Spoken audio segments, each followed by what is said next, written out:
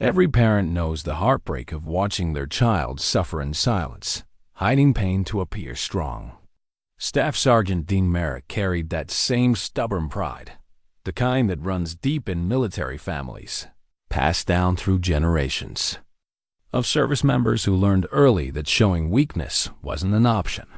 For months, Dean had hidden the throbbing pain in his left ear, tucking the swelling beneath his helmet like a shameful secret.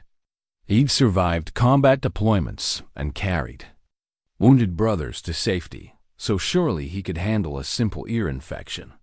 When he finally walked into the base infirmary that October morning, he expected routine treatment and a lecture about ignoring medical issues.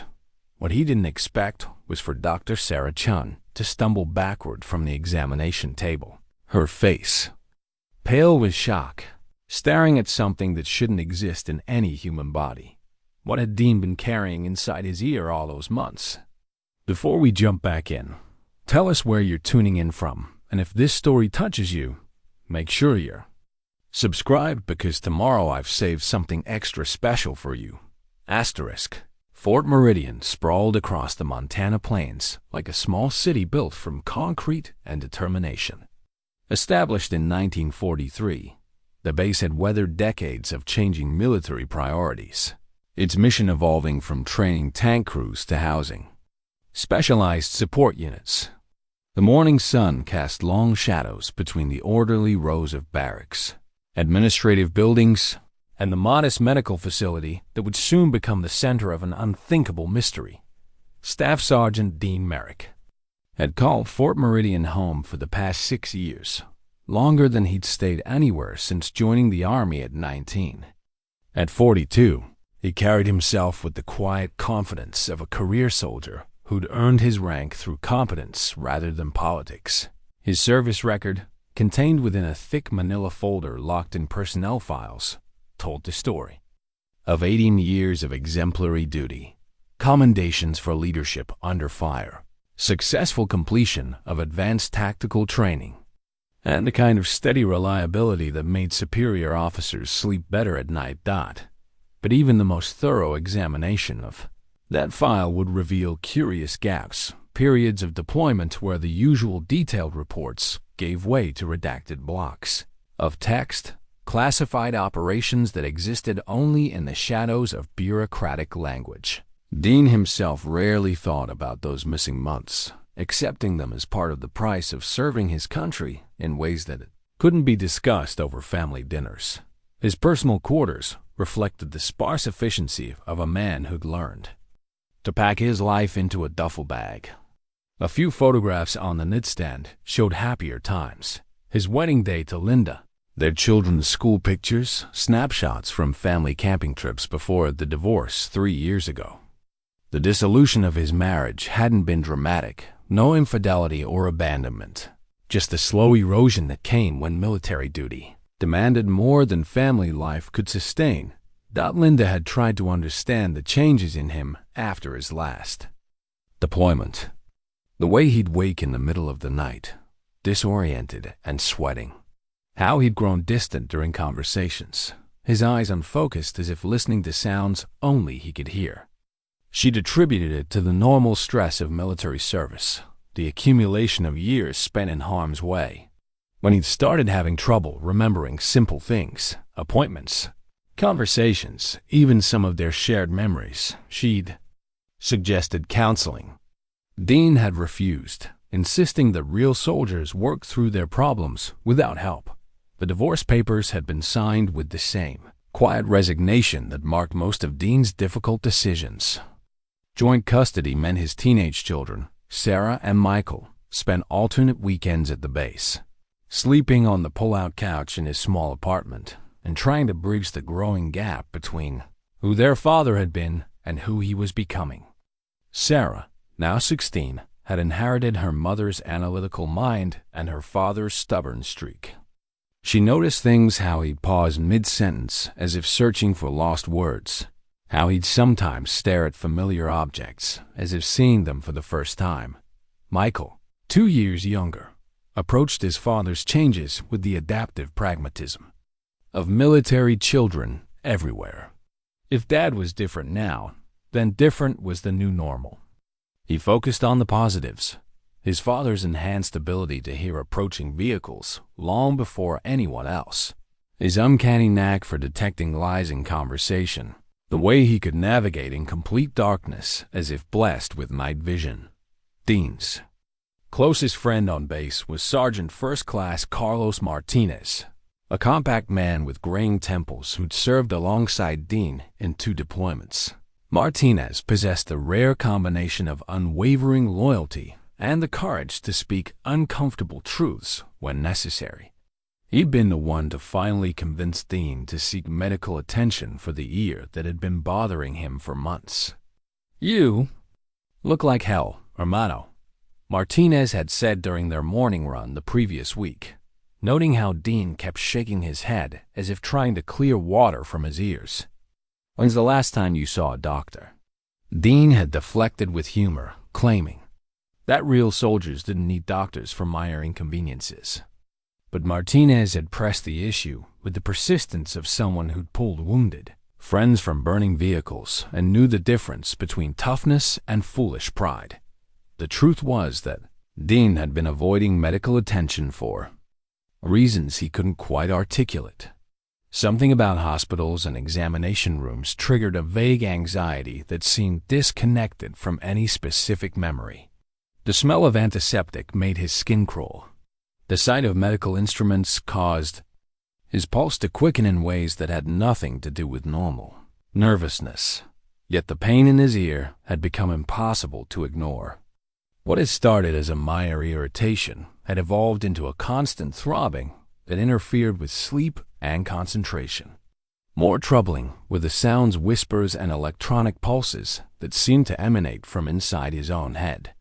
He'd begun to wonder if years of exposure to gunfire and explosions had finally caught up with his hearing. Dr. Sarah Chun had been the base's chief medical officer for 3 years, inheriting the position from a gruff army doctor who'd run the infirmary. Like a military field hospital, Chun brought a different approach, more thorough, more concerned with understanding rather than simply treating symptoms. She'd earned the respect of the base personnel through her competence and her genuine care for the soldiers under her charge. That October morning, when Dean finally appeared at her office door, Chun noticed immediately that something was wrong. The steady, composed NC, she knew from previous routine examinations, looked haggard. Dark circles shadowed his eyes, and he held his head at a slight angle, as if favoring his left ear. "How long has this been bothering you, Sergeant?" she asked as Dean settled uncomfortably on the examination table. "Few weeks," Dean lied, the reflexive response of a soldier trained to minimize problems that might affect his fitness for duty. Chun had heard that particular lie too many times to believe it. The swelling she could see beneath his close-cropped hair suggested months of untreated inflammation. But she also recognized the military mindset that made seeking help feel like admitting defeat. "Let's take a look," she said gently, reaching for her otoscope. The examination began routinely enough. Chen noted the obvious external swelling and carefully positioned the instrument to peer into Dean's ear canal. What she saw in the first few seconds aligned with her expectations: inflammation, some discharge, the hallmarks of a persistent infection that would require antibiotics and proper monitoring. Then her perspective shifted slightly, and she saw something that made her breath catch in her throat. Deep within Dean's ear, where no infection should ever take such a form, was a growth unlike anything in her medical training. Yellow and fibrous, it seemed to pulse with its own rhythm, fused with scar tissue and patterns that looked almost intentional. The growth formed spirals, geometric shapes that nature didn't create randomly. Chun pulled back from the otoscope, her professional composure cracking for the first time in her career. She looked at Dean, then back through the instrument, hoping that what she'd seen was an optical illusion or a shadow created by poor lighting. It wasn't. "Sergeant Merrick," she said carefully, "I need to ask you some questions." Have you ever had surgery on your ear? Any procedures, even minor ones? Dean's confusion was genuine. No, ma'am. Never had any problems with my ears until this started acting up. Chun's mind raced through possibilities, each more unlikely than the last. The growth she was seeing didn't match any pathology she'd studied. Its structure was too organized, too purposeful. The spiral pattern suggested something that had been designed rather than developed through natural processes. I'm going to need to bring in some colleagues, she said, trying to keep her voice steady. This requires a more specialized examination. Is it serious? Dean asked, and for the first time, Chun heard a note of real concern in his voice. I'm not sure yet, she answered honestly, but I want to make sure we understand exactly what we're dealing with. As Dean left the examination room with instructions to return the following morning, Chun found herself staring at the otoscope as if it might provide answers to questions she didn't yet know how to ask. In 18 years of military medicine, she'd seen blast injuries, tropical diseases, and the exotic infections that came from serving in far-flung corners of the world. She'd never seen anything like what was growing inside Dean Merrick's ear. The rest of that day passed in a blur of consultation calls and research. Chun reached out to specialists at Walter Reed, describing the symptoms in carefully neutral language.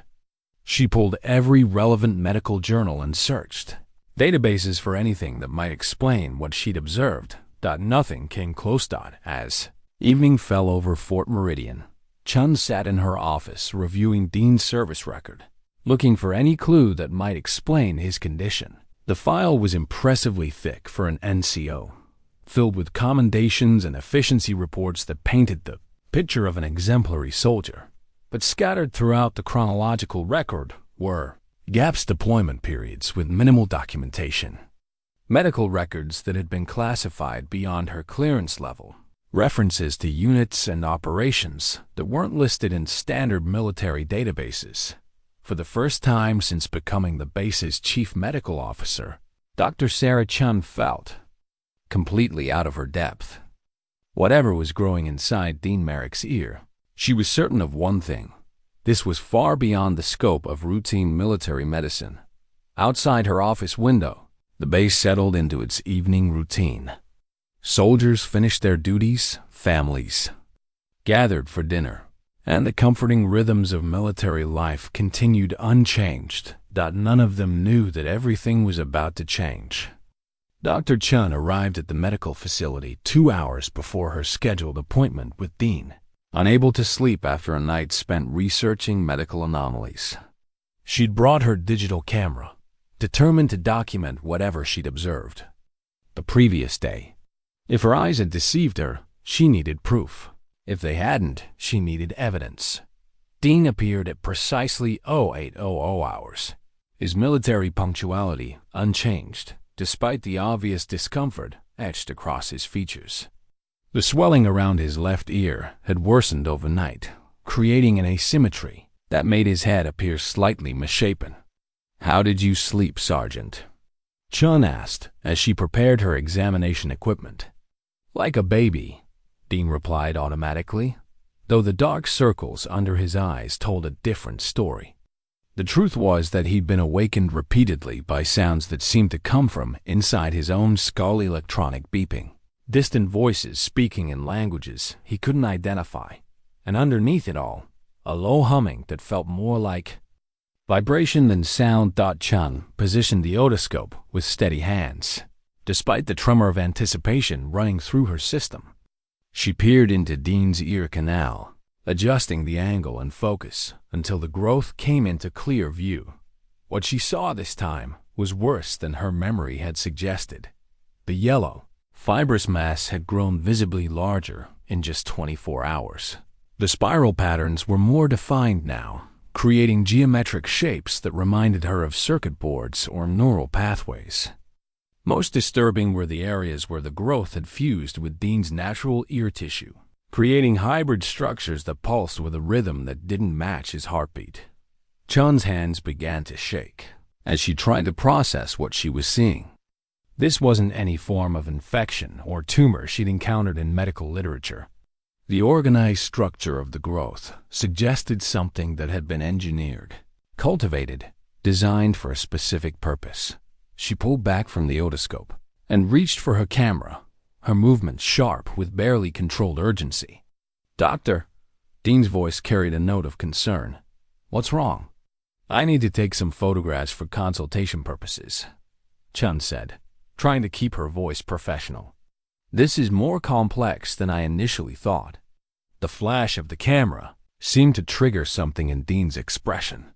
His eyes went unfocused for a moment, and his head tilted as if he was listening to something only he could hear.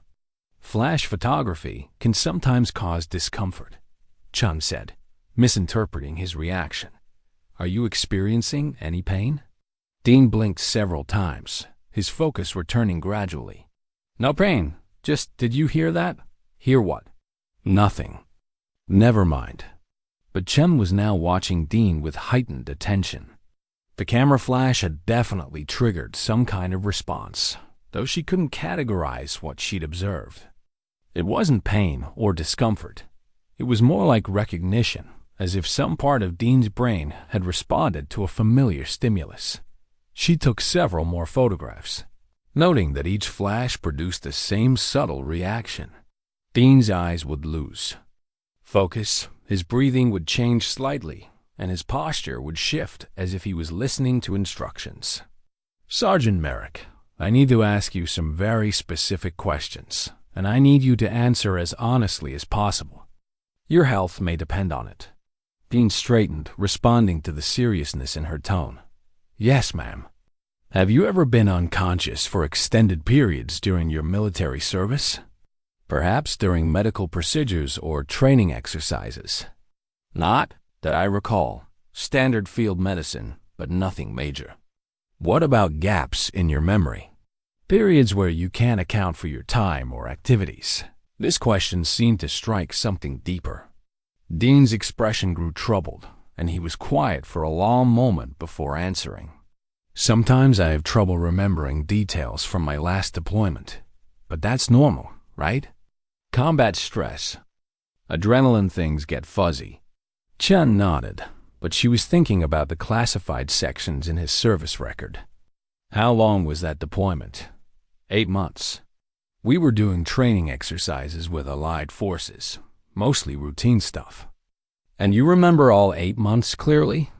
Dane's hesitation stretched longer this time. "The important parts." "Why are you asking about my memory?" Chum made a decision that would change both their lives. She turned her computer monitor toward Dean and pulled up the photograph she'd just taken. "Because I need you to see what's inside your ear." The high-resolution images displayed the growth in stark detail.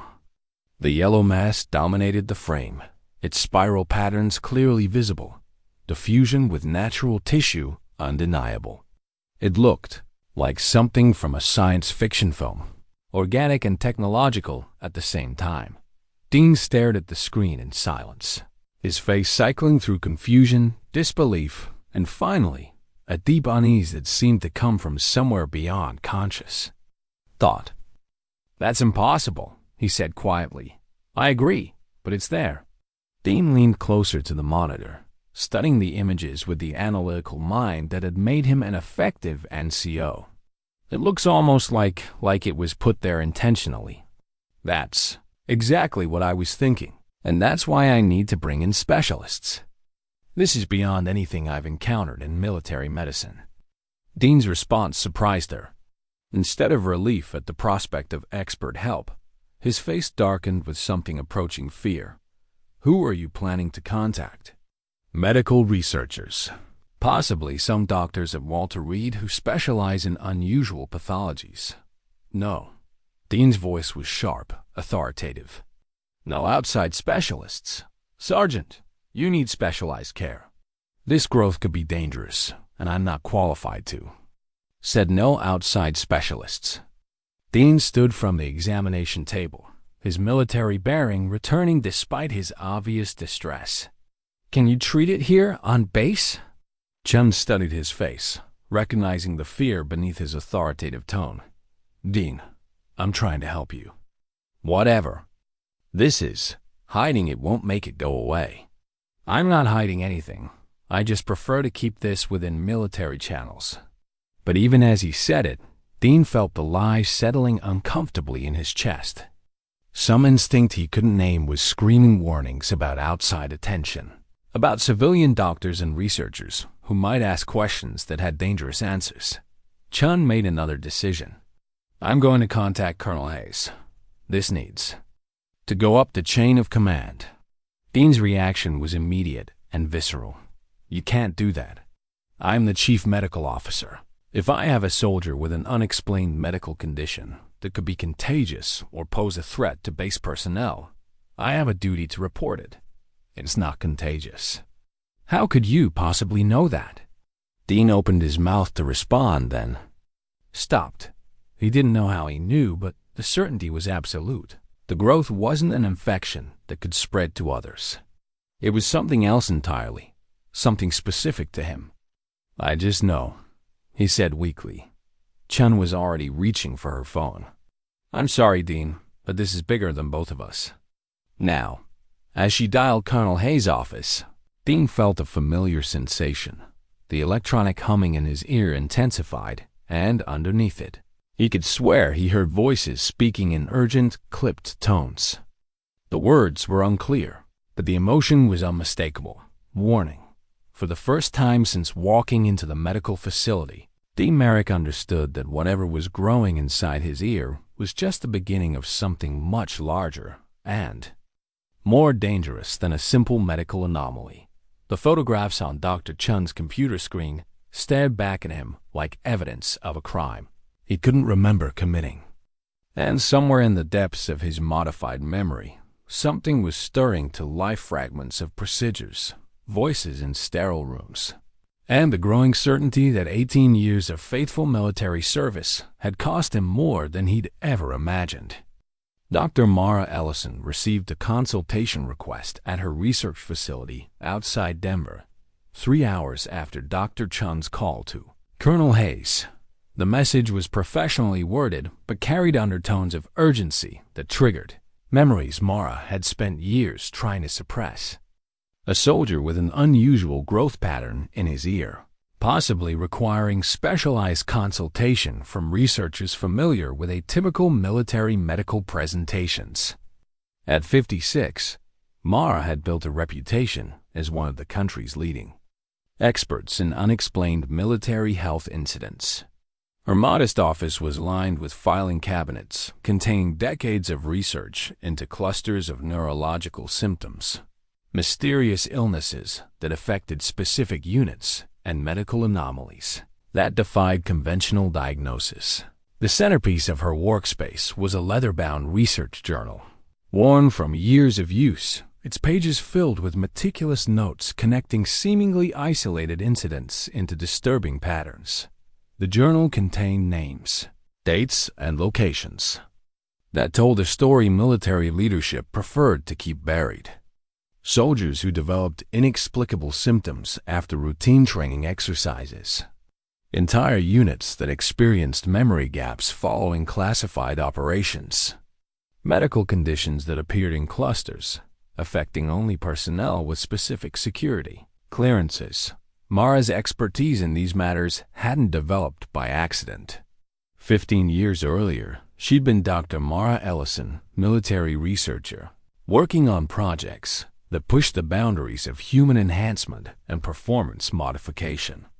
Her work had been groundbreaking and morally compromising. When she'd begun to understand the full implications of what she was helping to develop, she'd made the difficult decision to leave military research and dedicate her career to helping the victims of programs she'd inadvertently supported. The guilt had never fully faded, but it had evolved into something more productive, an unwavering commitment to uncovering the truth about illegal military experiments and providing help to soldiers who'd been unknowingly used as test subjects. Reading Dr. Chun's consultation request, Mara felt the familiar combination of dread and determination that came with recognizing the signs. The description of spiral patterns in biological tissue was particularly troubling.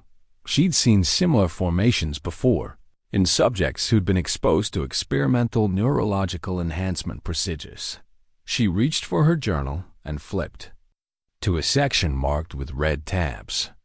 The entries dated back 7 years, documenting a cluster of cases from Fort Braxton in North Carolina. Soldiers from the 3rd Special Operations Unit had developed various neurological symptoms after a training exercise.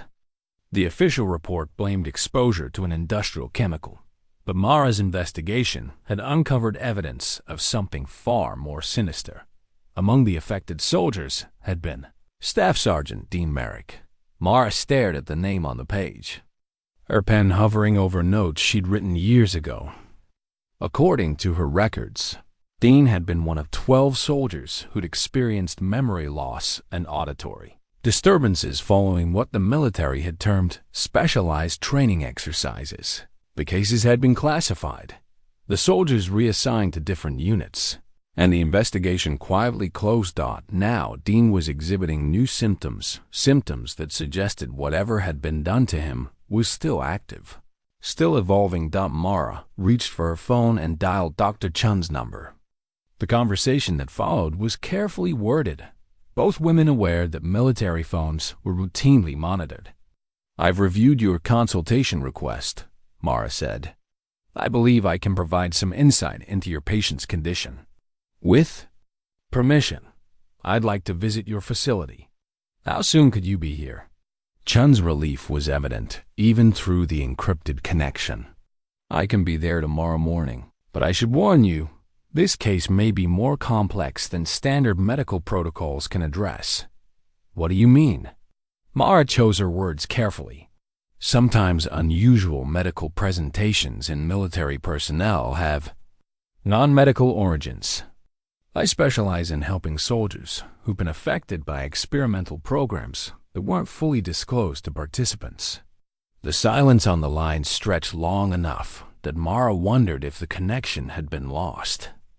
"Dr. Ellison," Chun finally said, "are you suggesting that Sergeant Merrick's condition is the result of human experimentation?" "I'm suggesting that some possibilities should be investigated before pursuing conventional treatment options. I'll explain more when I arrive." Meanwhile, at Fort Meridian, Dean was experiencing his first full day of medical isolation. Colonel Hayes had ordered him confined to a private room in the medical facility, officially for observation and to prevent potential contagion. In reality, the isolation served multiple purposes. It kept Dean away from other personnel who might ask questions, and it provided time for higher command to decide how to handle the situation.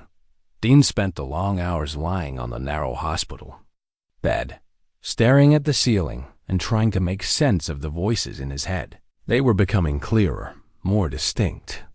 Sometimes he could almost make out words, fragments of conversation that seemed to be coming from electronic devices rather than human speakers. The most disturbing episodes came when he closed his eyes. Behind his eyelids, he began seeing flashes of images that felt like memories but didn't align with his conscious recollection of events. Sterile rooms filled with sophisticated equipment. Doctors in surgical masks speaking in hushed tones. The sensation of being conscious but unable to move, aware of procedures being performed on his body, while he lay paralyzed and helpless. These visions always ended the same way, with the smell of antiseptic and the sound of his electronic monitoring equipment, followed by a period of darkness and the gradual return to what he believed was normal consciousness. Martinez visited during the evening, bringing updates from the outside world and a carefully neutral expression that didn't hide his concern. "How? Are you holding up, Hermano?" Martinez settled into the plastic chair beside Dean's bed. "Been better. What's the word on base?" "Officially, you're being treated for a rare ear infection that requires isolation until they determine it's not contagious." Martinez lowered his voice. "Unofficially, people are asking questions. Some of the guys remember hearing about similar cases at other bases. Dean felt a chill that had nothing to do with the medical facility's air conditioning. What kind of similar cases? Memory problems, hearing issues, soldiers getting sick after training exercises that nobody talks about afterward. Martinez studied his friend's face. Dean, is there something you're not telling me about your last deployment? The question hit too close to the growing unease in Dean's chest. What do you mean? You came back different. Not just combat stress, something else. And some of the dates don't add up. You were gone for 8 months, but the official records only account for 6. Dean felt the familiar sensation of trying to grasp memories that slipped away like smoke. The timing's probably just paperwork errors. You know how screwed up military bureaucracy can get.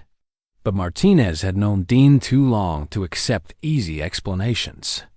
The guys who served with you on that deployment, Thompson, Williams, Rodriguez, they've all had medical issues since coming back. Different symptoms, but all of them involving neurological problems. That's probably just coincidence. Maybe, or maybe somebody needs to start asking harder questions about what really happened during those missing 2 months. As Martinez left that evening, Dean found himself alone with thoughts that were becoming increasingly difficult to ignore. The electronic voices in his ear were growing more insistent, and the fragmented memories more vivid. Whatever had been done to him was becoming impossible to suppress, and the growing evidence suggested he wasn't the only victim. Outside his window, Fort Meridian settled into its evening routine, but Dean could sense an undercurrent of tension that hadn't been there before. Word was spreading, questions were being asked, and somewhere in the chain of command, decisions were being made about how to contain a situation that threatened to expose secrets buried under layers of classified operations and institutional denial. Dr. Mara Ellison arrived at Fort Meridian carrying a briefcase containing classified project files that she'd obtained through years of careful investigation and strategic relationships with whistleblowers. The documents, heavily redacted but still revealing, detailed a program called Project Neural Bridge, an initiative designed to enhance soldier cognitive abilities through biological implants and neurological modification. Colonel Hayes met her at the main gate with the kind of forced courtesy that barely concealed hostility. Dr. Ellison, I appreciate you coming on such short notice. However, I should clarify that this consultation will be limited in scope. I understand, Mara replied, though her tone suggested she understood far more than the colonel intended to share. Dr. Chun escorted Mara to the medical facility, briefing her on Dean's condition during the short walk. The growth has continued to develop since yesterday. The spiral patterns are more pronounced, and the patient is experiencing increasing neurological symptoms.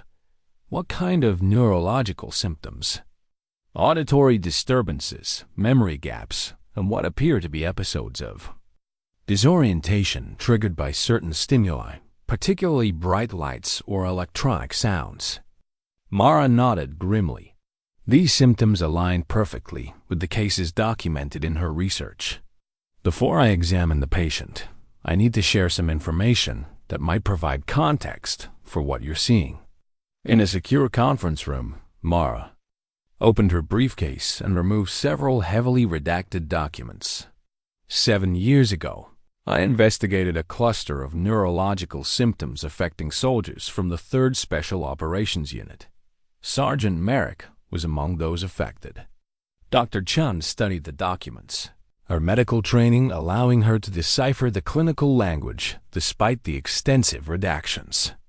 These describe experimental procedures involving neurological enhancement through biological modification.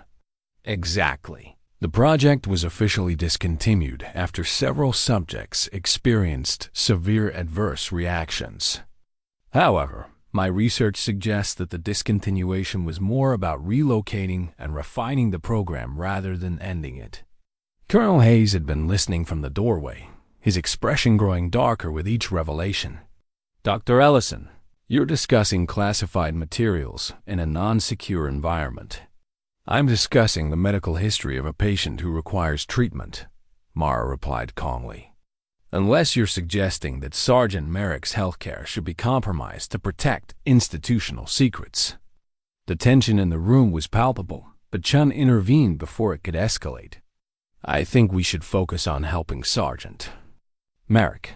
Dr. Ellison, what do you recommend for treatment?"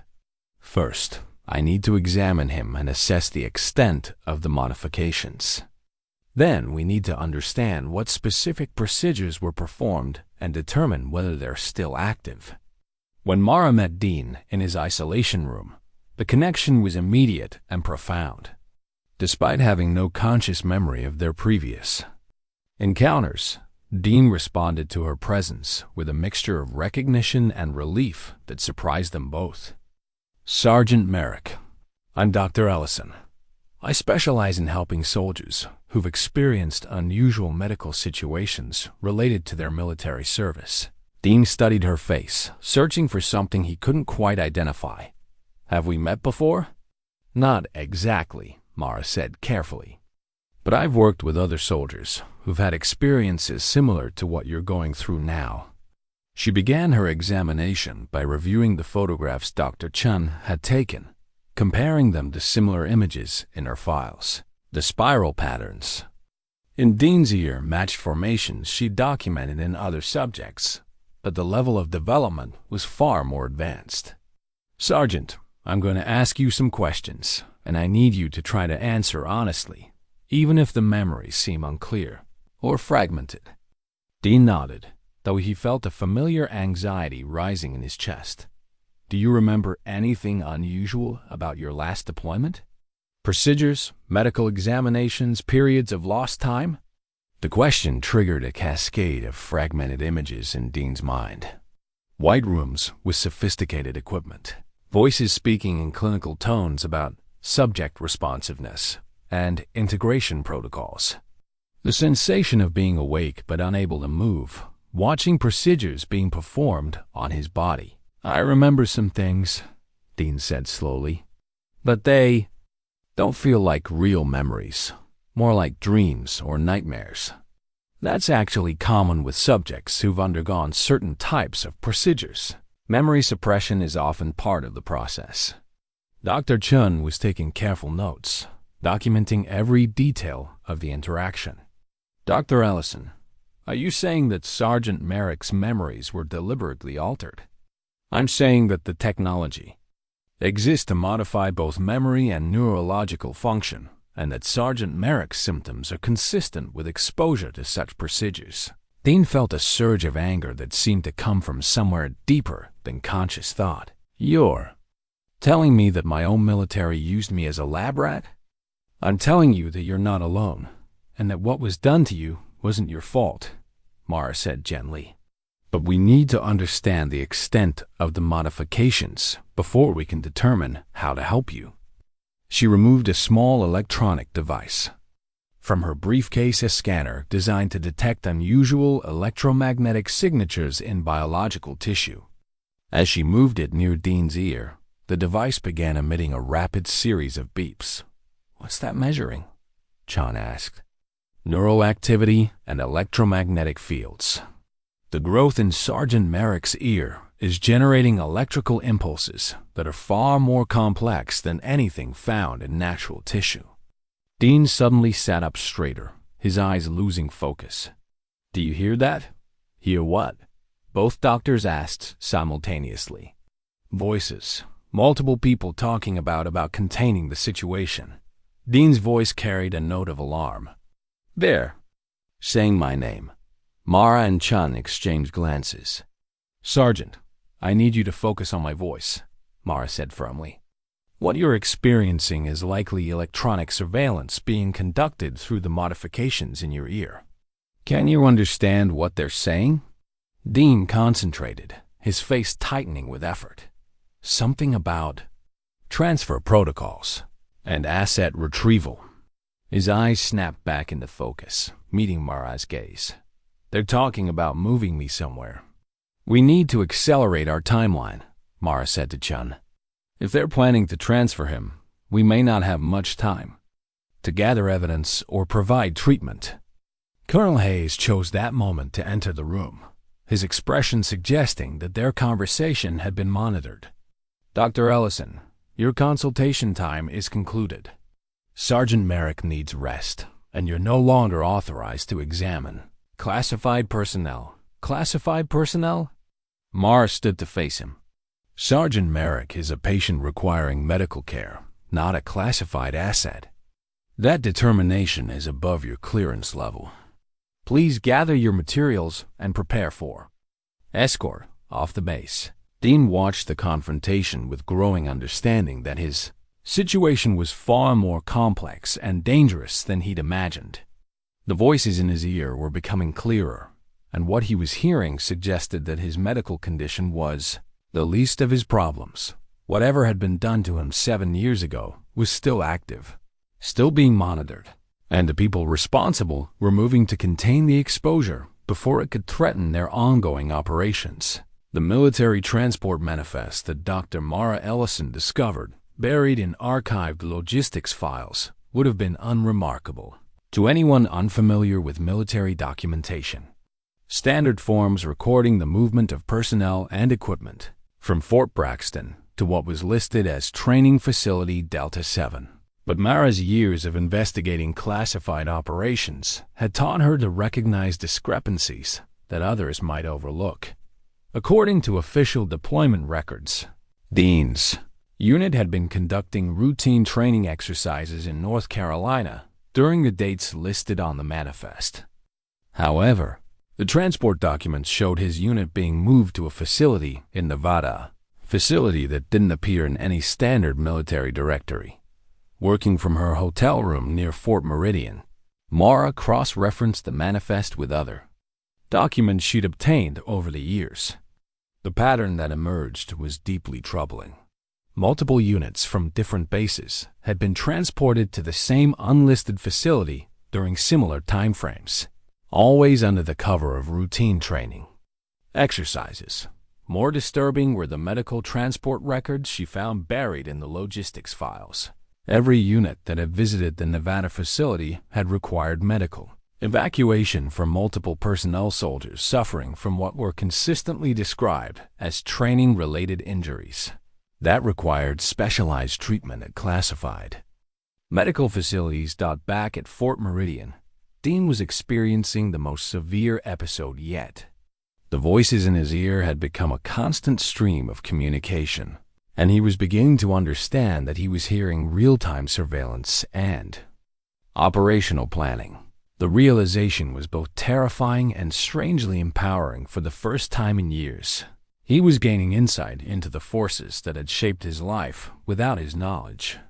Dr. Chun had been monitoring his condition around the clock, documenting the progression of symptoms that seemed to follow a deliberate pattern rather than random medical deterioration.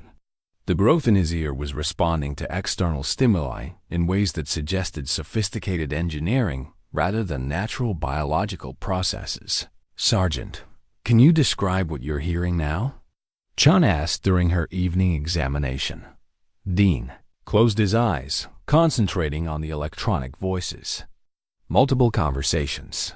Someone talking about Phase 2 subjects and integration success rates. They're discussing other soldiers, other bases. Can you make out specific names or locations? Fort Carson, Fort Hood, someplace called Blackwood Research.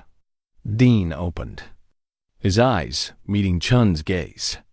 Doctor, they're talking about expanding the program. More soldiers, more procedures. Chun felt a chill that had nothing to do with the medical facility's temperature. Are they aware that you can hear their communications? I don't think so, but they're planning to move me tomorrow. Transfer to a facility where I can be properly evaluated and contained. The conversation was interrupted by the arrival of Sergeant Martinez, who had news that further complicated an already dangerous situation. Dean, I've been talking to some of the guys from your old unit. Thompson, Williams, Rodriguez, they're all having problems. What kind of problems? Similar to yours. Memory issues, hearing strange sounds, physical symptoms they can't explain. And here's the weird part. They're all being transferred to different bases, supposedly for routine reassignments. Dr. Chun understood the implications immediately. They're separating potential witnesses and moving them to locations where they can be monitored or silenced. Martinez nodded grimly. It gets worse. I did some checking on training facility Delta 7. Officially, it doesn't exist. Unofficially, it's a black site research facility run by a joint military-civilian partnership. Dean felt the pieces of a horrifying puzzle clicking into place. They're still running the program. Whatever they did to us 7 years ago, they're still doing it to other soldiers. The electronic voices in his ear suddenly shifted frequency, becoming more urgent. Dean could make out fragments of conversation about containment protocols and asset recovery. The meaning was clear. His time at Fort Meridian was ending, and his transfer to a more secure facility was imminent. Dr. Chen made a decision that would define the rest of her career. Sergeant, if they're planning to transfer you tomorrow, we need to document everything we can tonight.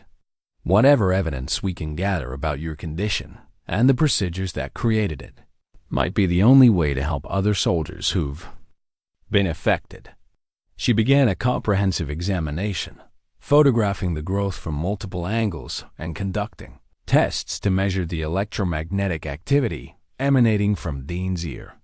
Each image revealed new details about the sophisticated nature of the modification structures that were clearly designed rather than evolved, integrated with his natural tissue in ways that suggested years of development and refinement. Meanwhile, Mara was piecing together a larger conspiracy from her hotel room, cross-referencing the transport manifests with personnel records, medical reports, and budget allocations. She was uncovering evidence of a systematic program that had affected hundreds of soldiers over nearly a decade. The program appeared to have evolved through several phases, with early subjects like Dean serving as test cases for modifications that were being refined and expanded. The current phase seemed focused on creating soldiers with enhanced sensory capabilities and direct neural interfaces to military communication systems. But the human cost was becoming clear from the medical records she'd obtained. Significant percentages of subjects experienced severe adverse reactions, including permanent neurological damage, memory loss, and psychological trauma. Many had been quietly transferred to psychiatric facilities or given medical discharges that prevented them from discussing their experiences. Her research was interrupted by a call from Dr. Chun, speaking in the coded language they'd developed for discussing sensitive information over potentially monitored lines. Dr. Ellison, our patient's condition has evolved significantly. I think you should see the latest documentation before the scheduled transfer tomorrow. I'll be there within the hour, Mara replied, understanding that Chun was taking enormous professional and personal risks to continue their investigation. As she gathered her materials, Mara felt the familiar weight of responsibility that came with uncovering institutional wrongdoing. The evidence was mounting, but she also knew that the forces responsible for these illegal experiments had significant resources and few scruples about protecting their secrets. The transport manifest in her briefcase represented more than just paperwork. It was proof that the military had systematically deceived soldiers about the nature of their service, using them as unwilling test subjects in experiments that violated every principle of medical ethics and informed consent. But evidence was only valuable if it could be acted upon, and Mara was increasingly aware that time was running out. Dean's transfer would place him beyond their reach, and other affected soldiers were being scattered to prevent them from comparing experiences or coordinating their stories. The conspiracy was vast, well-funded, and protected by layers of classification and institutional secrecy. But it also had a weakness. The human cost was becoming impossible to hide, and the soldiers who'd been used as test subjects were beginning to remember what had been done to them. As Mara drove through the night toward Fort Meridian, she knew that the next few hours would determine whether the truth about Project Neural Bridge would be exposed or buried forever under the weight of military bureaucracy and classified denials. The audio recordings that Dr. Mara Ellison obtained from a former facility technician were of poor quality, scratchy and partially corrupted, but what they revealed was unmistakably damning. The files contained fragments of medical procedures performed on unconscious soldiers, including conversations between doctors and technicians that discussed subjects by number rather than name. The most disturbing was the recording dated 7 years ago, during what the official records claimed was a routine training exercise.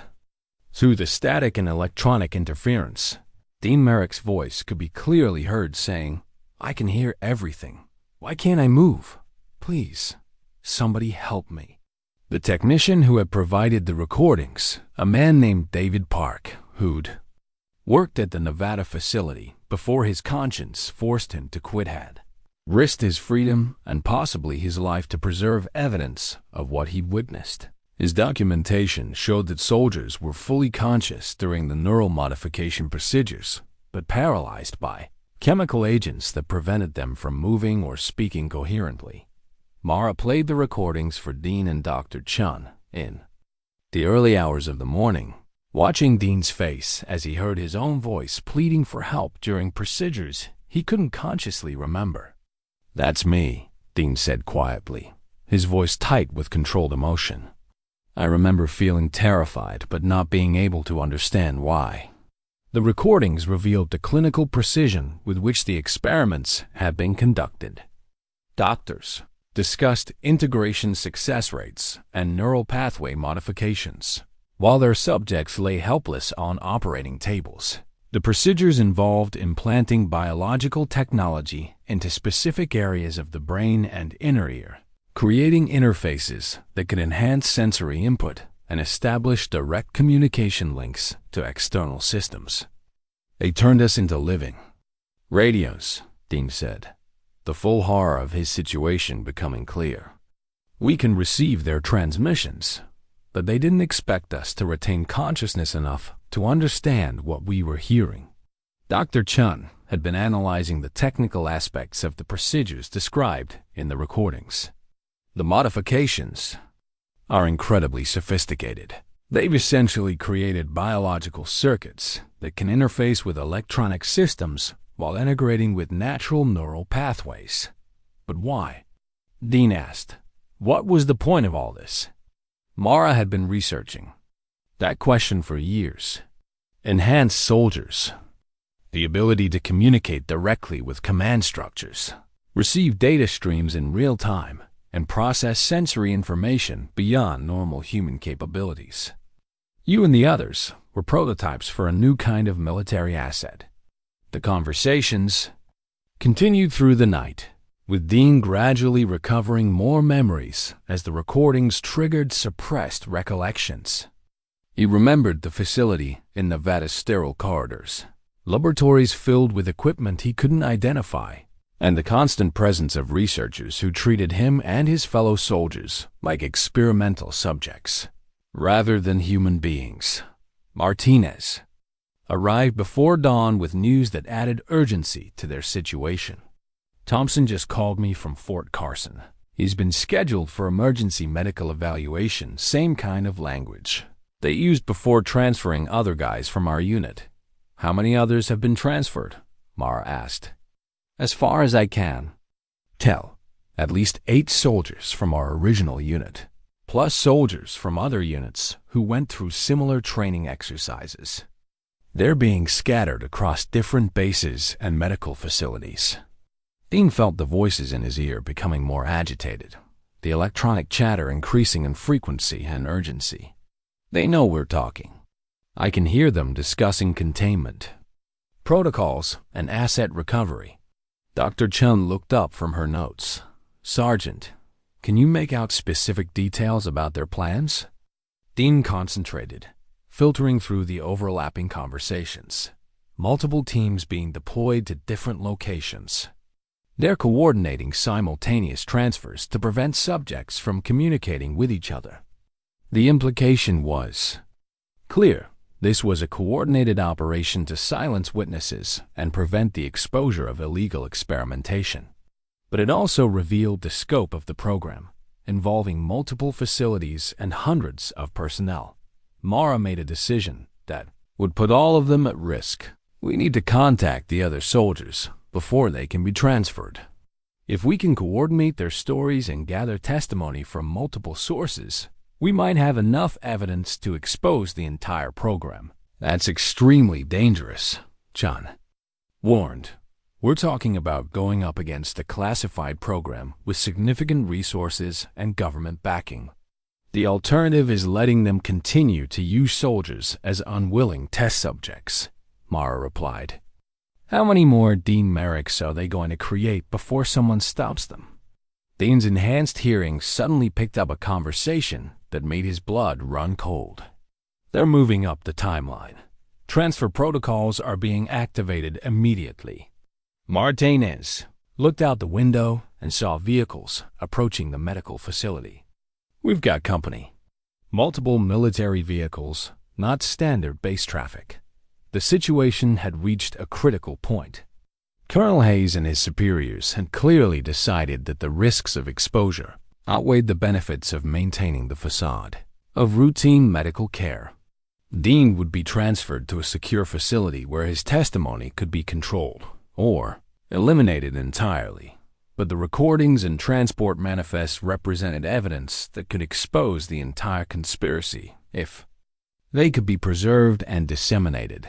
The question was whether they could get the information to safety before being silenced themselves. Dr. Chun, Mara said urgently, do you have secure communication capabilities that can reach outside military channels? Limited access, but yes.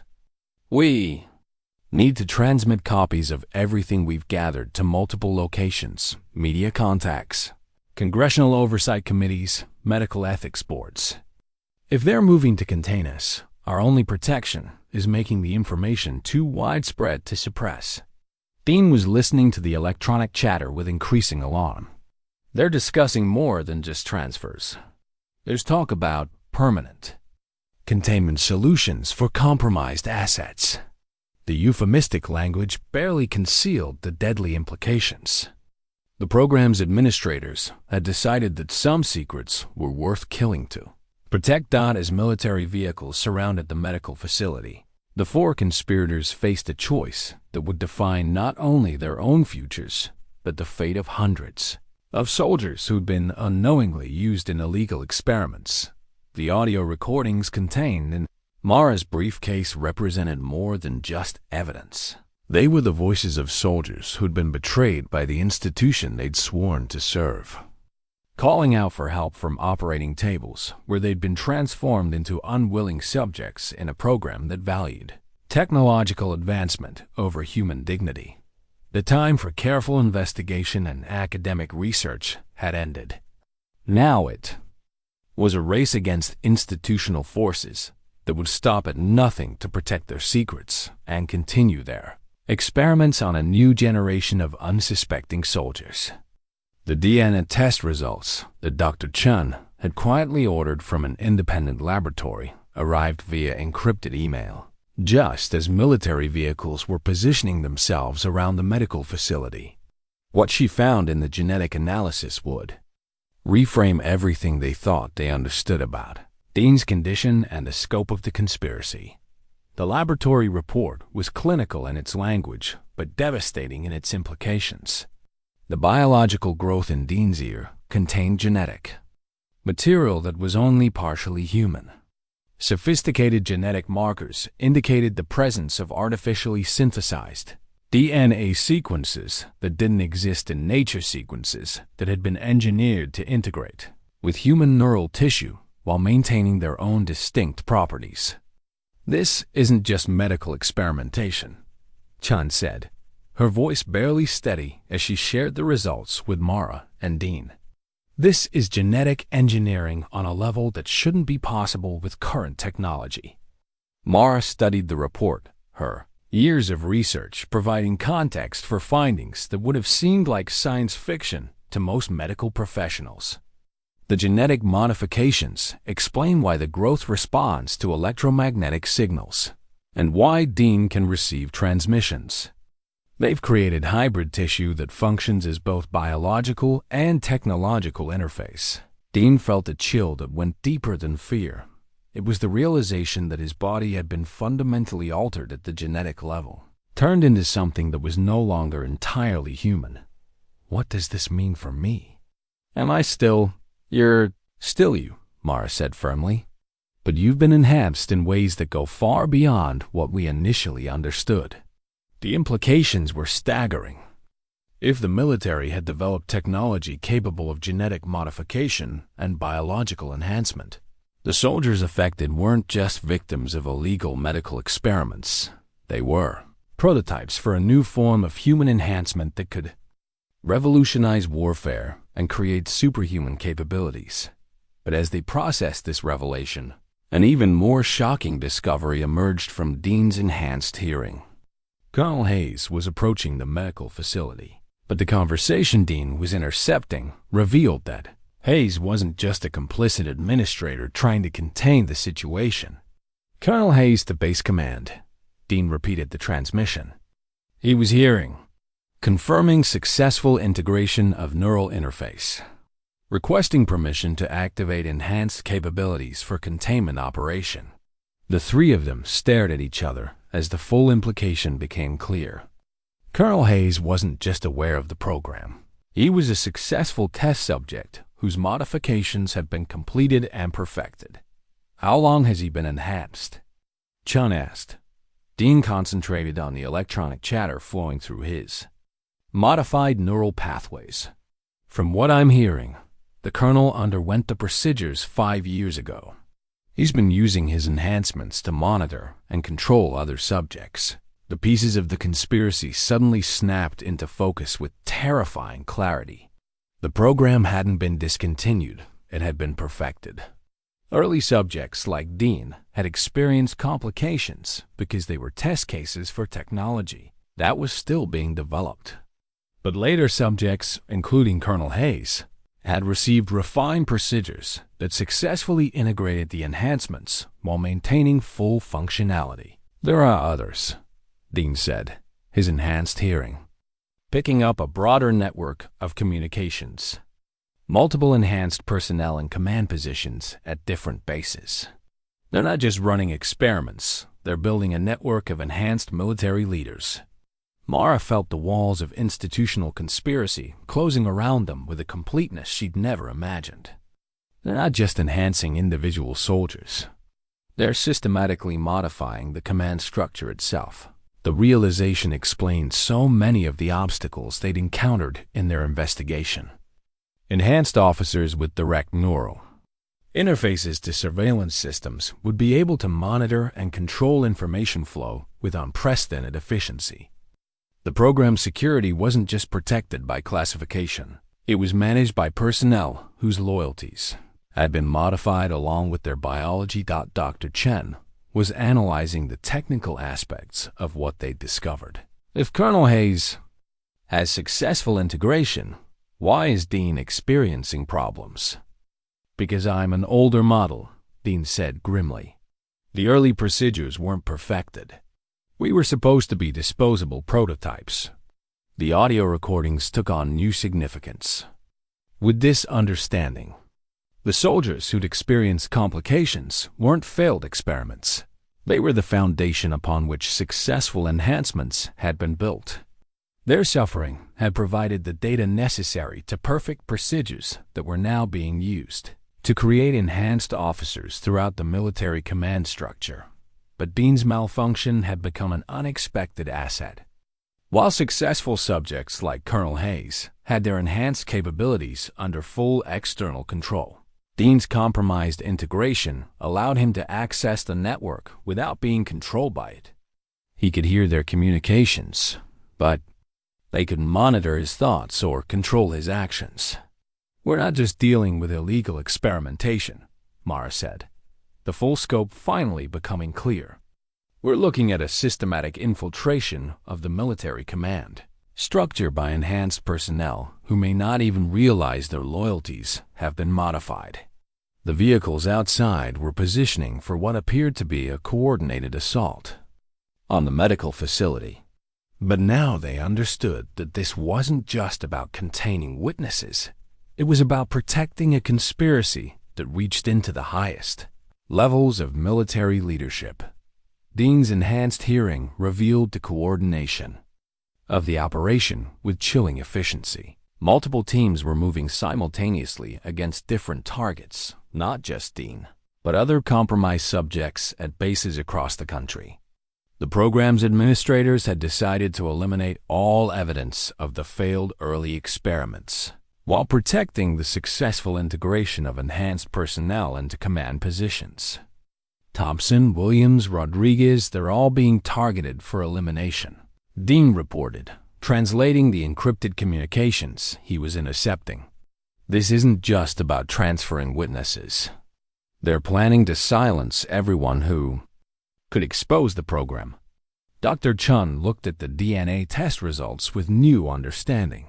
The genetic modifications aren't just enhancements, they're control mechanisms. The successful subjects have their enhanced capabilities tied to external control systems, which means they may not even realize they're being controlled, Mara added. Their decisions and loyalties could be influenced through the same neural interfaces that provide their enhanced capabilities.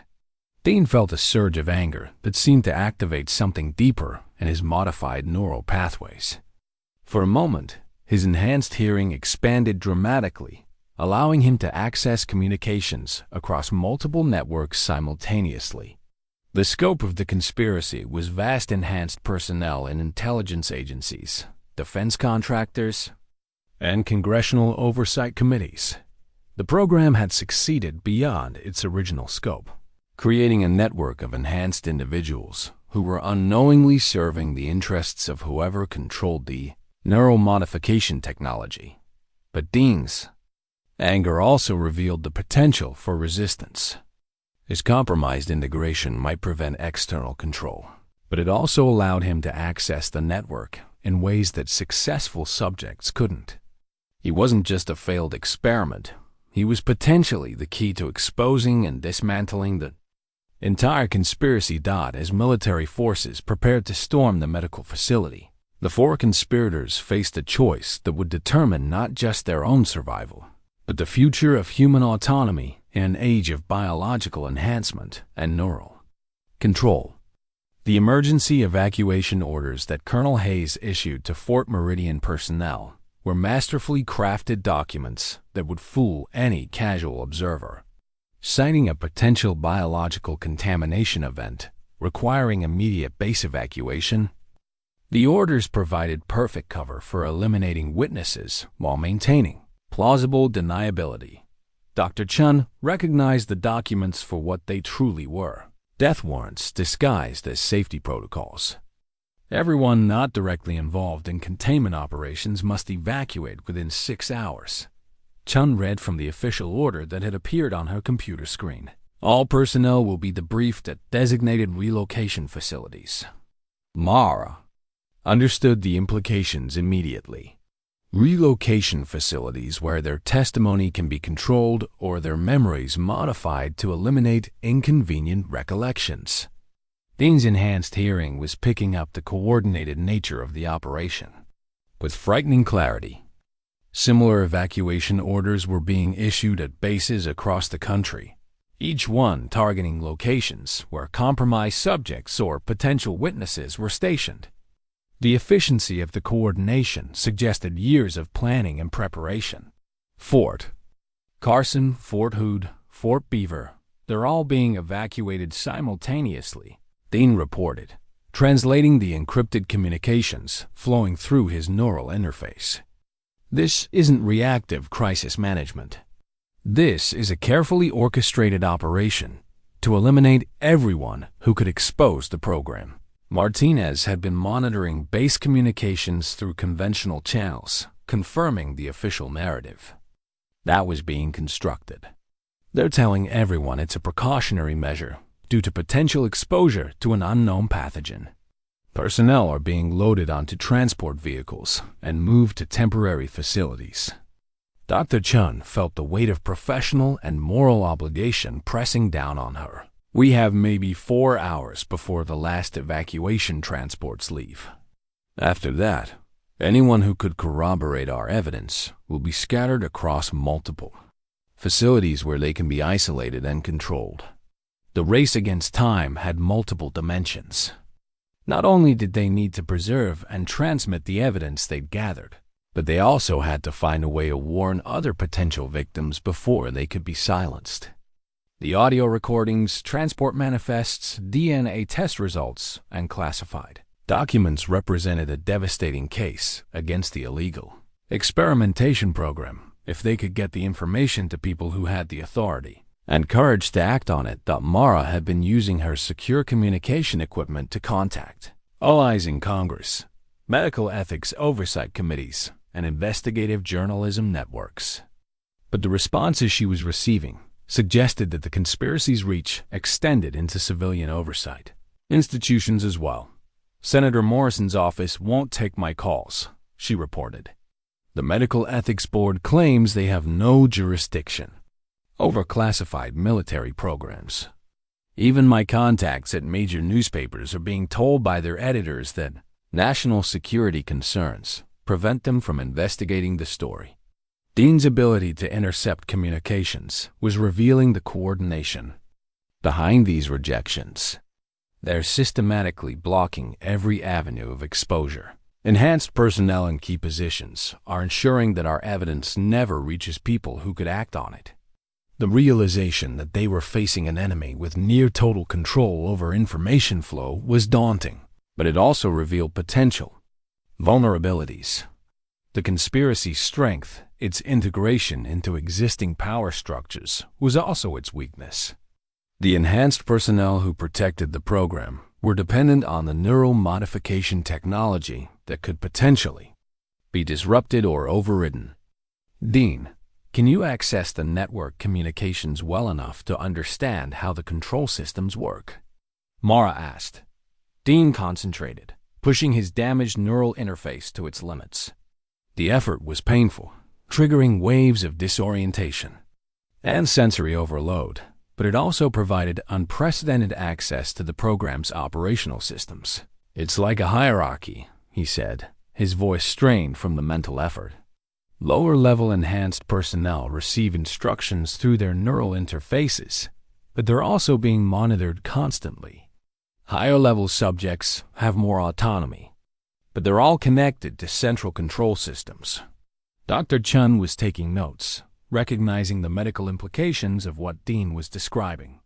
The successful integrations aren't just enhanced capabilities, they're control networks. The modified personnel may believe they're making independent decisions, but they're actually following program directives. The scope of the technological achievement was staggering, but so were its implications for human autonomy and democratic governance. If military leaders, intelligence officials, and oversight personnel could be controlled through neural modifications, the basic foundations of democratic society were under threat. Martinez returned from his reconnaissance with news that added urgency to their situation. The evacuation is proceeding faster than scheduled. Transport vehicles are already leaving with the first groups of personnel. But I also found something interesting. Some of the soldiers are refusing to board the transports. Refusing? Mara asked. Word is spreading among the enlisted personnel that something isn't right about the evacuation. Some of the guys who served with Dean are asking questions about why medical personnel and specific soldiers are being evacuated separately from general base population. Dean felt a surge of hope that his enhanced capabilities had been warning him about the network of control wasn't perfect. Enhanced personnel in command positions could influence and direct subordinates, but they couldn't override the basic survival instincts and loyalty bonds that held military units together. We need to reach the soldiers who are refusing evacuation, Mara said. If we can coordinate resistance among personnel who aren't modified, we might be able to disrupt their containment operation. Dr. Chun had been monitoring military communication channels through her medical facility access. I'm seeing reports of evacuation difficulties at multiple bases. Personnel are asking questions about the nature of the biological threat and why certain individuals are being treated differently. The conspiracy's attempt at total control was generating resistance that its architects hadn't anticipated. The human element, loyalty, curiosity, and moral courage was proving difficult to eliminate even with sophisticated technological control systems. Dean's neural interface suddenly filled with urgent communications as the program's administrators realized their containment operation was experiencing unexpected complications. They're escalating protocols. Enhanced personnel are being authorized to use necessary force to ensure compliance with evacuation orders. The euphemistic language couldn't disguise the deadly implications. Soldiers who refused to board evacuation transports would be eliminated as threats to operational security. How long before they reached the medical facility? Chun asked. Dean concentrated on the tactical communications flowing through his modified neural pathways. 30 minutes, maybe less. They're moving faster because of the resistance they're encountering at other locations. Mara looked around. The medical facility that had become both their sanctuary and their trap. We need an exit strategy that gets our evidence to safety while warning as many people as possible about what's happening. Martinez had been thinking tactically about their situation. The soldiers who are refusing evacuation, they're our natural allies. Military personnel who smell something wrong with official orders and are willing to risk their careers to ask questions. Can we reach them? Chun asked. Dean's enhanced hearing picked up radio chatter from confused and concerned soldiers throughout the base. There's a group barricaded in Building 47, about 20 soldiers who are demanding explanations about the evacuation before they'll comply with orders. That's our target, Mara decided. If we can reach them with our evidence and coordinate resistance, we might be able to prevent the total suppression of witnesses. The plan that emerged was desperate but potentially effective. Martinez would lead them to Building 47 through service tunnels that connected the base facilities, while Dean used his neural interface to monitor tactical communications and provide early warning about incoming threats. Dr. Chun would carry the medical evidence, and Mara would handle the broader documentation that proved the systematic nature of the conspiracy. But success would require perfect timing and coordination against an enemy that had technological advantages, superior numbers, and control over most of the base's command structure. As they prepared to leave the medical facility, Dean felt his enhanced capabilities stabilizing in a way they hadn't since the growth had first appeared. The stress and urgency of the situation seemed to be activating dormant aspects of his modifications, providing clearer access to the network communications and more precise control over his enhanced sensory input. I can guide us through their tactical deployment, he said, surprised by the confidence in his own voice. Whatever they did to me is finally working the way it was supposed to, except I'm not under their control. The evacuation orders in Colonel Hayes' briefcase represented more than just falsified documentation. They were evidence of how easily institutional authority could be manipulated to serve illegitimate purposes. But they also revealed that even the most sophisticated conspiracy could be vulnerable to simple human courage and the willingness to ask uncomfortable questions about official narratives. The next 30 minutes would determine whether the truth about Project Neural Bridge would be exposed or buried under the weight of coordinated deception and technological control. The facility access codes that Martinez had obtained from Colonel Hayes' office computer represented more than just digital keys. They were proof that insider knowledge and military training could overcome even sophisticated security systems when moral courage demanded action. The codes granted them access to service tunnels and maintenance areas that would allow them to reach Building 47 without being detected by the enhanced personnel coordinating the evacuation operation, moving through the underground passages. Beneath Fort Meridian, Dean's enhanced hearing provided real-time intelligence about the tactical situation unfolding above them. The evacuation was proceeding with military precision, but pockets of resistance were forming as soldiers realized that official explanations didn't match observable facts.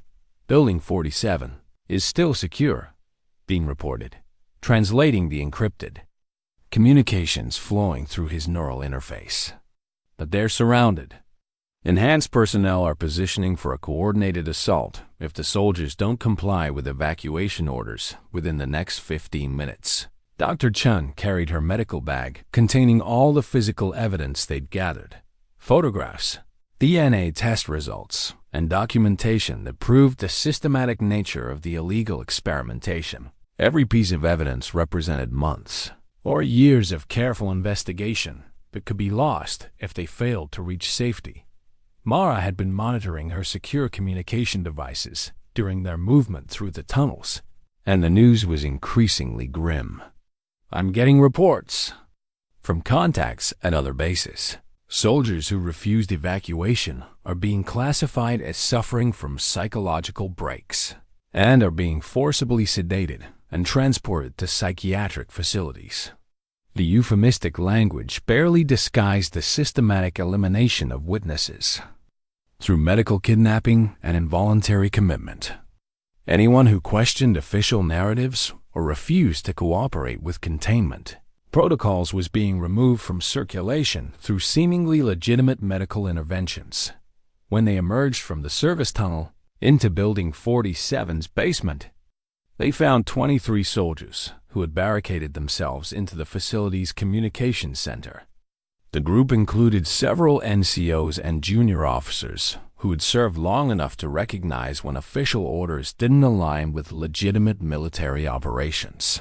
Sergeant First Class Rebecca Torres, a communications specialist with 15 years of experience, had taken unofficial command of the group. Dr. Chun, thank God you made it. We've been monitoring radio traffic, and whatever's happening here isn't a biological contamination event. You're absolutely right, Chun replied. And we have evidence that proves what's really going on.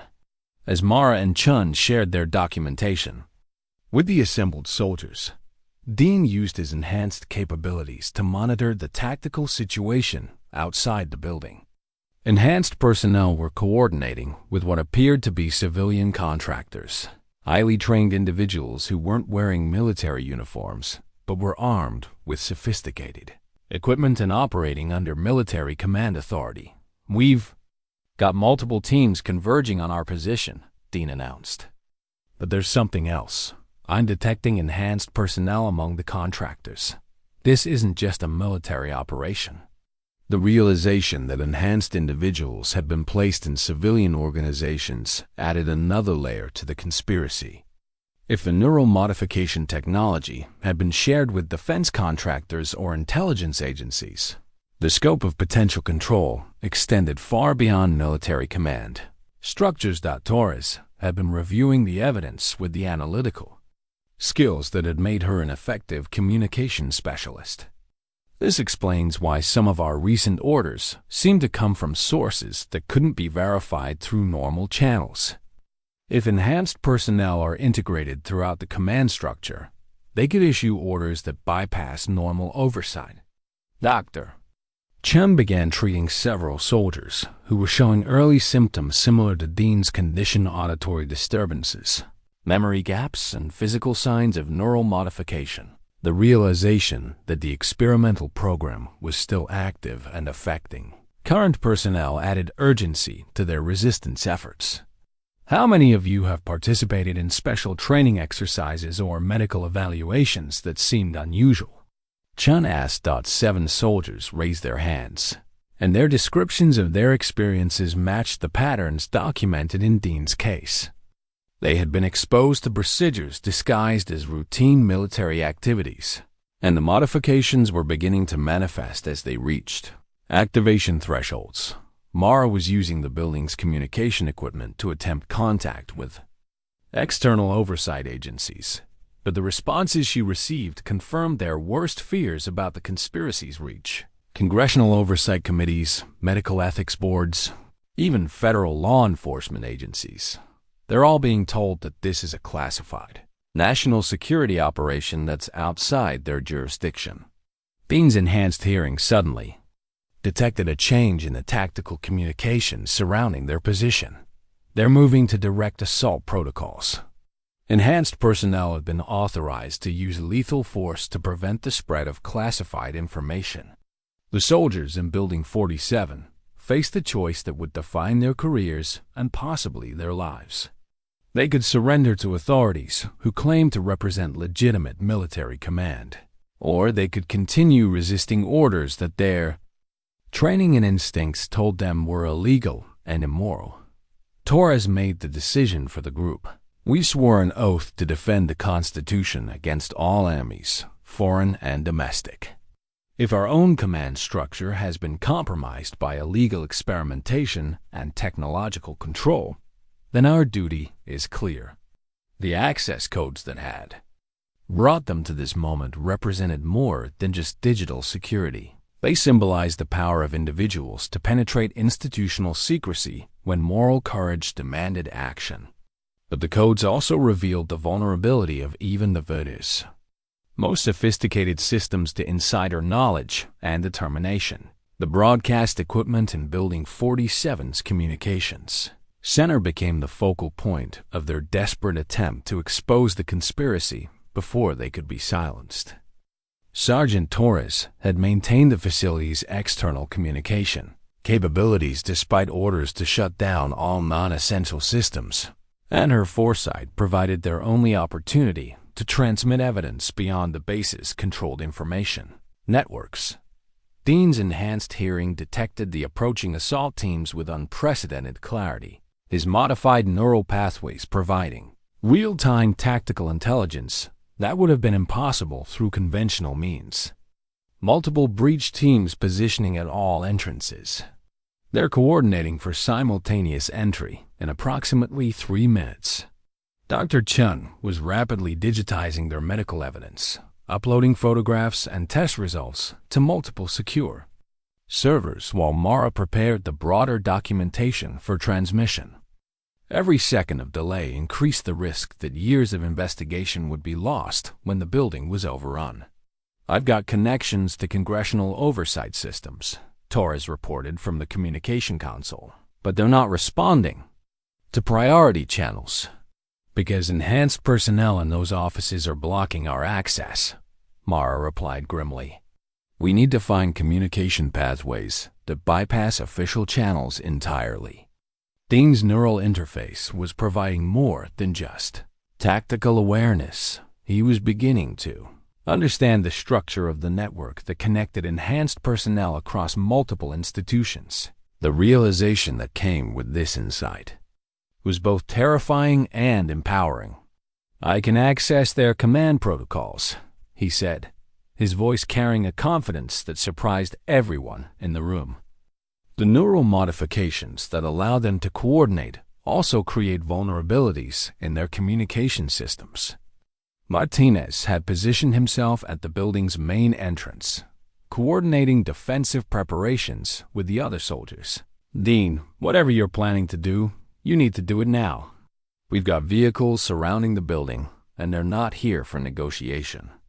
Dean approached the communication console with growing understanding of his capabilities. The neural modifications that had seemed like a curse were revealing themselves as powerful tools for accessing and potentially disrupting the network that controlled enhanced personnel. Dr. Chun, I need you to monitor my vital signs while I attempt to interface directly with their control systems, Dean said. If the neural load becomes too extreme, you may need to interrupt the connection. What followed was unlike anything any of them had witnessed. Dean's consciousness seemed to expand beyond his physical body. his enhanced neural pathways accessing communication networks with a depth and complexity that defied normal understanding. Through his modifications, he could perceive the electronic conversations of enhanced personnel throughout the country, their coordinated responses to the crisis, and the command structures that directed their actions. But more importantly, he could begin to interfere with those communications. The effect was immediate and dramatic. Enhanced personnel coordinating the assault on Building 47 began experiencing communication disruptions, their neural interfaces providing conflicting information and garbled instructions. The precision of their coordination dissolved into confusion as Dean's interference propagated through their network. "I'm getting reports of operational difficulties from all assault teams," Torres announced, monitoring conventional radio channels. "They're requesting clarification of orders and reporting equipment malfunctions." Mara seized the opportunity, using the communication disruption to transmit their evidence through multiple channels simultaneously. Congressional oversight systems, media networks, medical ethics boards, and international human rights organizations, every avenue that might preserve and act on their documentation of illegal experimentation. Dr. Chun was monitoring Dean's condition with growing concern. His neural activity is off the charts. The level of interface he's maintaining isn't sustainable. But Dean pushed deeper into the network, using his access to locate and contact other soldiers who had been modified but not yet fully controlled. His consciousness touched enhanced personnel across the country, many of whom were unaware that their thoughts and decisions were being influenced by external control systems. The psychological impact on the enhanced personnel was profound. Suddenly, aware that their neural modifications included control mechanisms, May began questioning orders they have followed without conscious examination. The network of control that had seemed so sophisticated began fragmenting as its subjects gained awareness of their manipulation. Colonel Hayes appeared at the building's entrance, but his usual confident demeanor had been replaced by obvious distress. His enhanced capabilities were being disrupted by Dean's interference, creating a feedback loop that was causing severe disorientation. "Sergeant Merrick," Hayes called through the building's communication system, his voice strained. "With effort, you don't understand the larger context. The enhancements are necessary for national security." Dean's response came through every communication device, simultaneously radios, phones, computers, and the neural interfaces of enhanced personnel throughout the region. "The only thing necessary for evil to triumph is for good people to do nothing." The broadcast equipment that had enabled their resistance became the symbol of how individual courage and technological capability could challenge even the most sophisticated systems of control.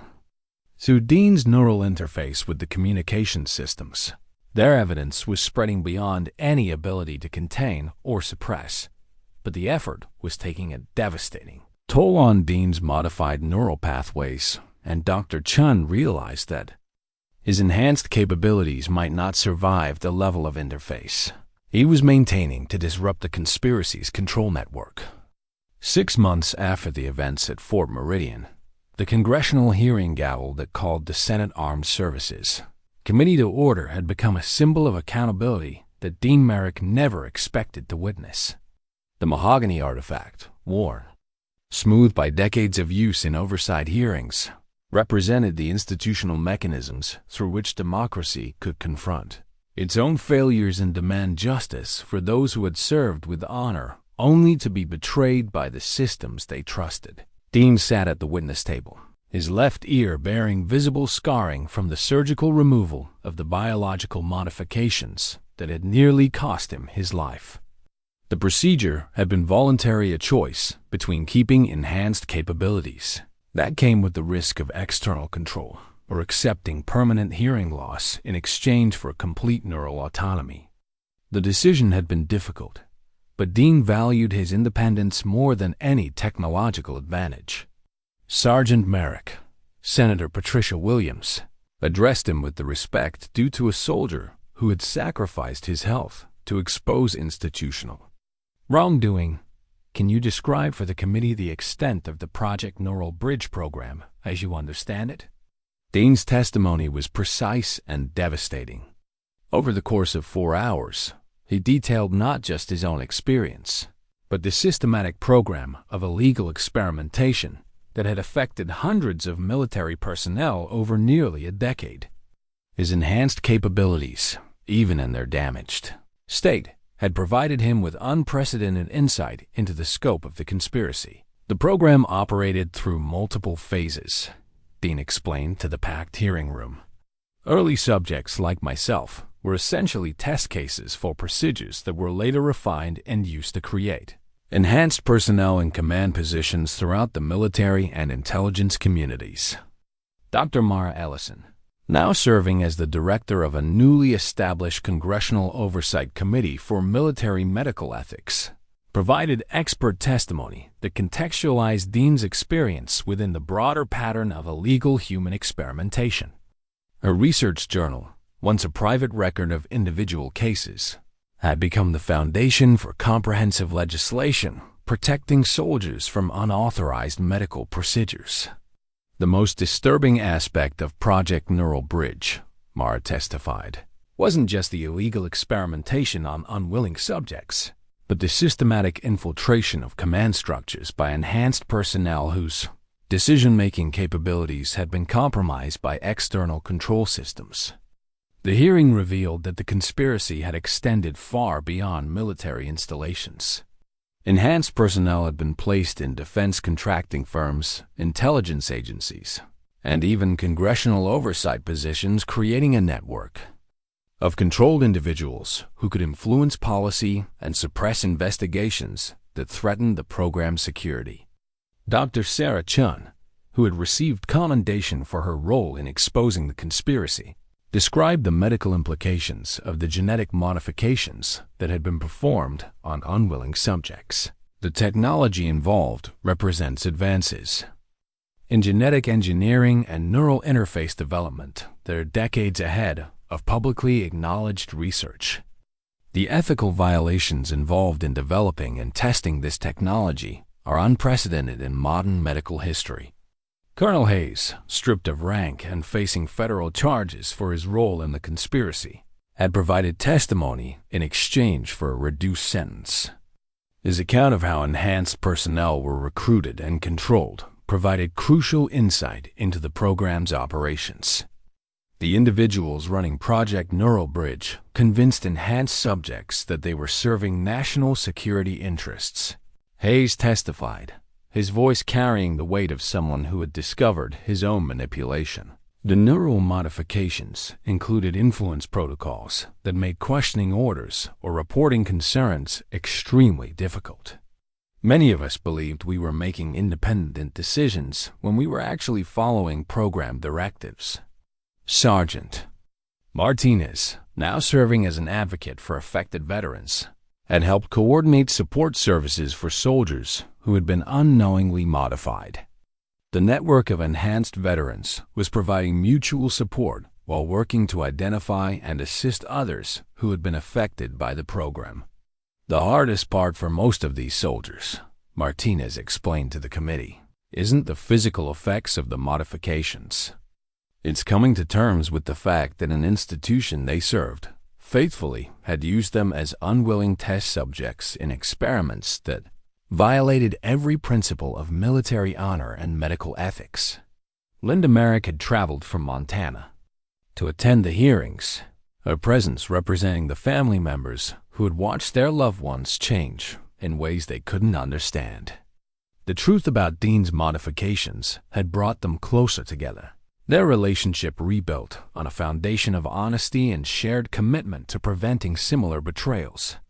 Dean's children, Sarah and Michael, sat in the gallery with expressions of pride that their father's courage had helped expose institutional wrongdoing.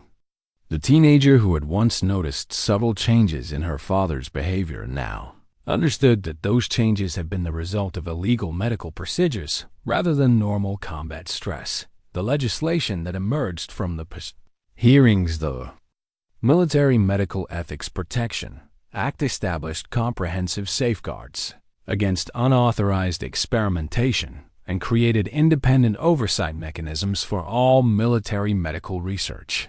The law required informed consent for any procedure beyond routine medical care and established criminal penalties for officials who authorized illegal experimentation.